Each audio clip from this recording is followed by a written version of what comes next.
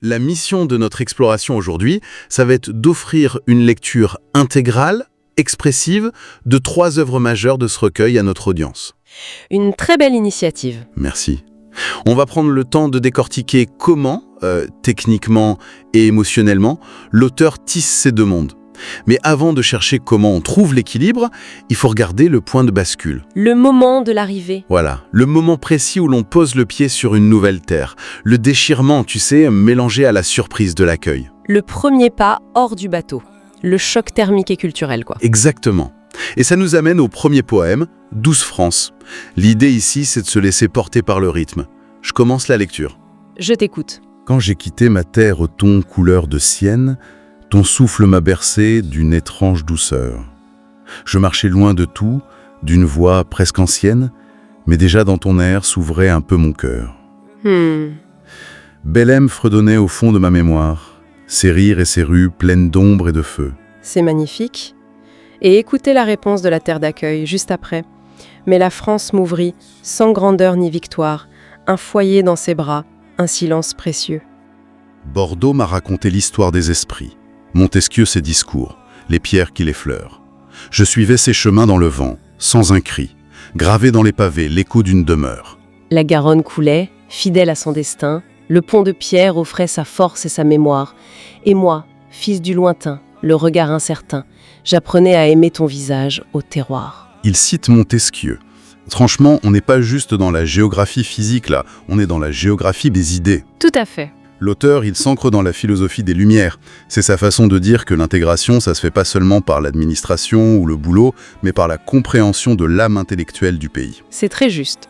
Et puis il y a la Garonne et ce pont de pierre. C'est genre la métaphore parfaite qui annonce déjà la fin du recueil, un pont qui relie 2 rives. Et le processus d'enracinement, il continue par les sens. La transition s'opère vers quelque chose de très charnel, très typique de la région bordelaise. Ah oui, la suite. Je poursuis. J'ai grandi hors du port où mes racines dorment, mais j'ai trouvé ici l'élan de mon chemin. Les roses m'ont parlé d'amour douce et morte. Le vin m'a révélé la sagesse du pain. Le vin m'a révélé la sagesse du pain. Mais quelle ligne incroyable! N'est-ce pas? On passe de Montesquieu, le côté hyper intellectuel, à l'art de vivre, le plus viscéral, le plus terrien, quoi. Et la conclusion du poème vient vraiment sceller cette adoption mutuelle. Tu nous la lis? Bien sûr, tu m'as offert bien plus qu'un art de vivre. En fait, des pages, des discours, des visages sculptés, des génies endormis dont la parole est prête à rallumer en nous la flamme des passés. Je suis ce fils des flots, né loin de ta lumière, mais dans ton sein, ô France, j'ai trouvé l'azur. Je garde en moi Belém, mais ton amour m'éclaire, et mon cœur parle en 2 langues, fort et sûr. C'est l'acceptation pacifique de la dualité, ça. Quiconque a un jour dû changer radicalement de vie ou de culture sait à quel point c'est difficile de ne pas ressentir l'un des 2 mondes comme une trahison de l'autre. Ouais, la fameuse culpabilité de l'exilé. Voilà. Ici, l'auteur postule que le cœur n'est pas un espace fini. Il peut s'agrandir pour parler en 2 langues. Sauf que ces racines originelles, qui dorment, comme il le dit, elles ne sont jamais totalement silencieuses. Ah ça, non. Le nouveau sol a beau être un formidable terreau intellectuel et super pacifiant, le sang brésilien y continue de pomper, quoi. Et c'est là qu'on bascule. Exactement. Notre exploration change de continent. Traversons l'océan Atlantique pour plonger à la source même de l'auteur avec le 2e poème qu'on a sélectionné. Le rythme change drastiquement ici. Complètement. Il se fait plus cadencé, plus percussif. Voici Brasil Adorado. Ô Brésil, berceau d'or où mon âme est née. Loin de ton zénith chaud, j'erre en pays d'exil. Mais rassure-toi, patrie à jamais aimée, j'ai trouvé l'amitié sous un ciel doux, subtil. France, compagne, fière au parfum de lumière, m'accueillant ses bras clairs, me berce de ses espoirs. Mais ton souvenir, Brésil, éclaire tous mes soirs. Dans le temple secret, tu réchauffes l'hiver. On retrouve cette validation de la France comme amie fidèle, tu vois? Ouais, mais immédiatement, bam, l'énergie bascule vers la sensorialité brésilienne pure. Écoute ça.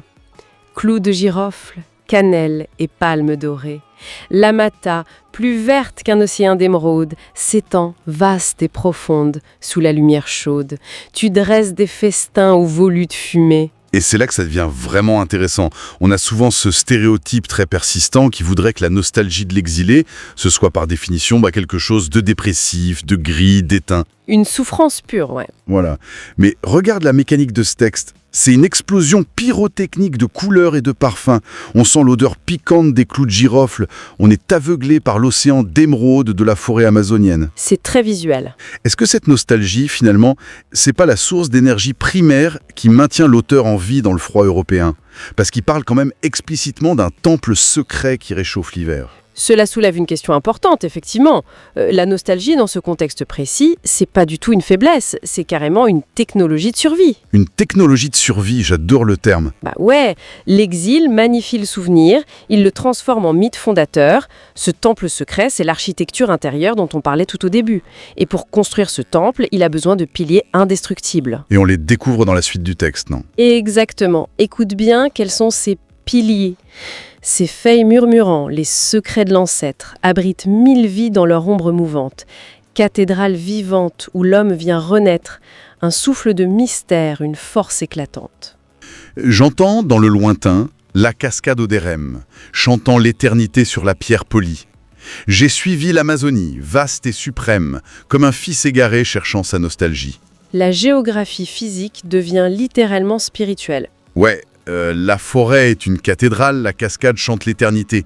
C'est puissant. Et puis, soudain, il passe de la géographie naturelle à la géographie humaine et culturelle. Et c'est le passage le plus dense du poème. Vas-y. La musique en mon cœur, Caetano, Gilles, Mercury, résonne en 12 échos, tisse un fil de mémoire.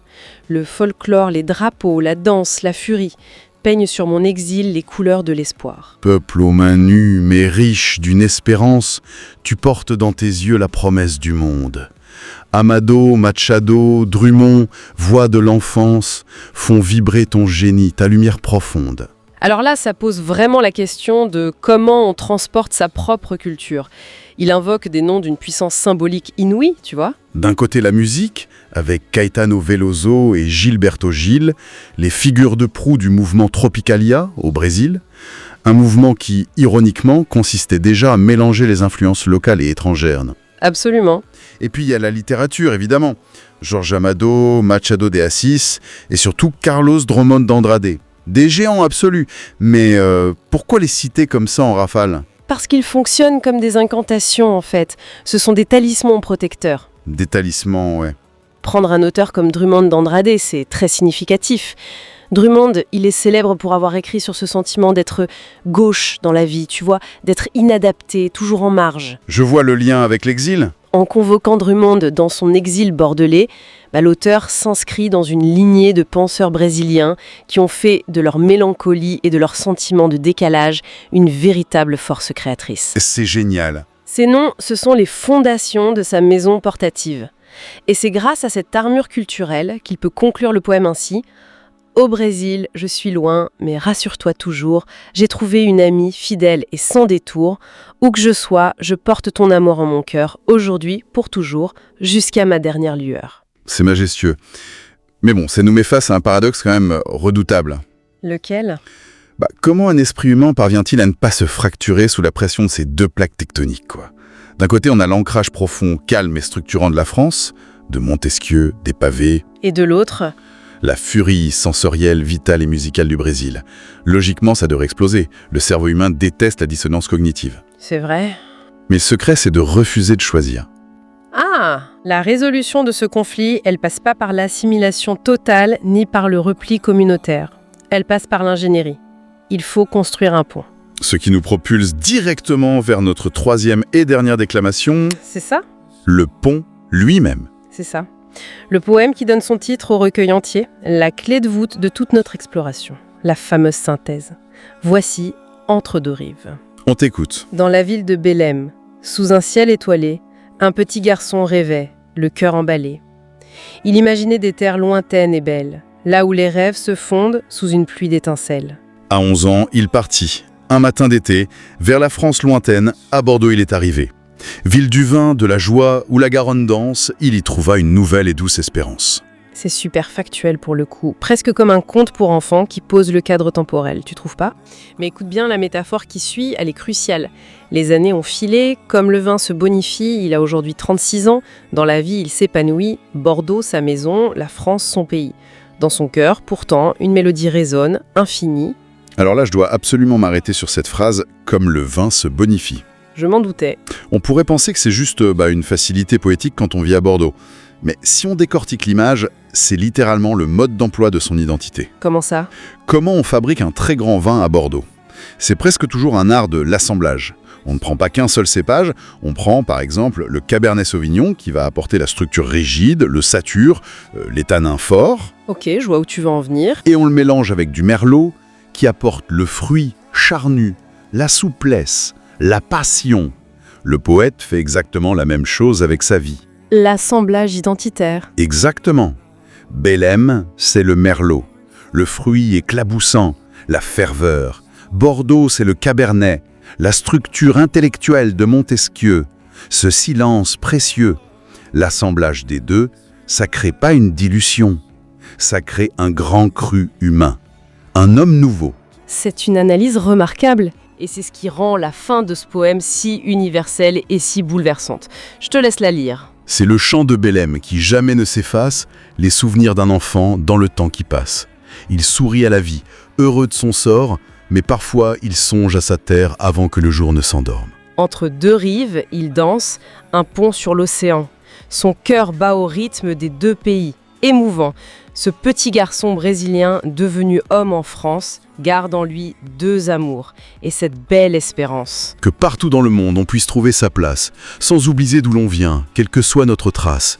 Il est de Bordeaux, il est de Belém, un citoyen des mondes, un homme qui aime. Et voilà. La boucle est bouclée. Le pont lui-même est devenu son lieu de résidence officiel. C'est une quête de sens phénoménale, je trouve. Complètement. Comprendre d'où l'on vient pour savoir où l'on va et accepter que nos contradictions, qu'elles soient géographiques ou sociales, ce sont pas des maladies à guérir, quoi. Non, ce sont les strates géologiques de notre richesse. On n'est pas obligé de s'amputer d'une rive pour vivre sur l'autre. Tout à fait.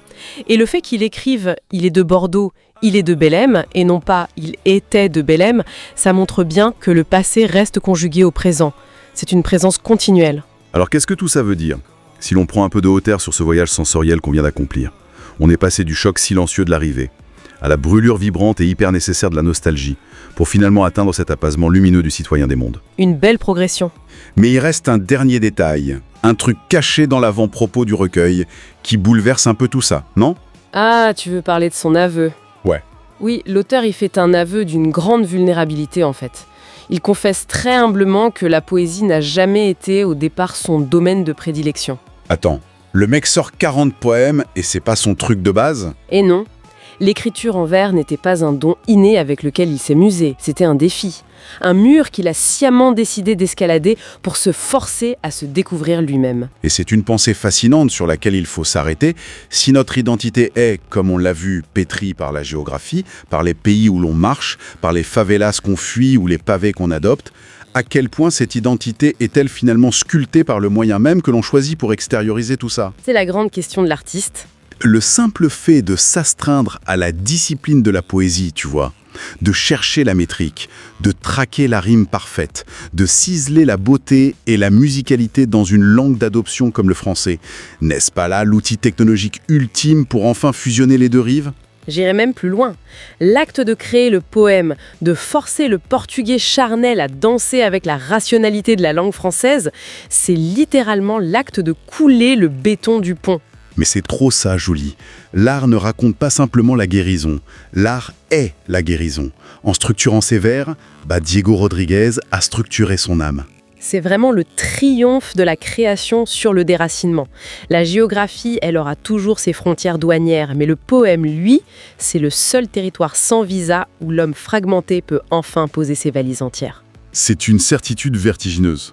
À l'intérieur de nous, dans ce brouillard identitaire complexe, personne d'autre ne viendra tracer la carte. Non, personne. C'est une tâche profondément solitaire, mais tellement salvatrice. Trouver un moyen d'expression, que ce soit en alignant des rimes, en jouant ta musique ou en assemblant de nouveaux mondes, ça reste l'unique façon de reconnecter les continents à la dérive de nos propres vies. Un très beau message pour tous ceux qui nous écoutent. Ouais, c'est une invitation magistrale à prendre la plume, le pinceau ou l'outil de son choix pour oser enfin cartographier ses propres rives intérieures. Il est grand temps de construire nos propres ponts. À vos outils donc. Exactement. Merci pour cette belle exploration aujourd'hui. Merci à toi, c'était passionnant.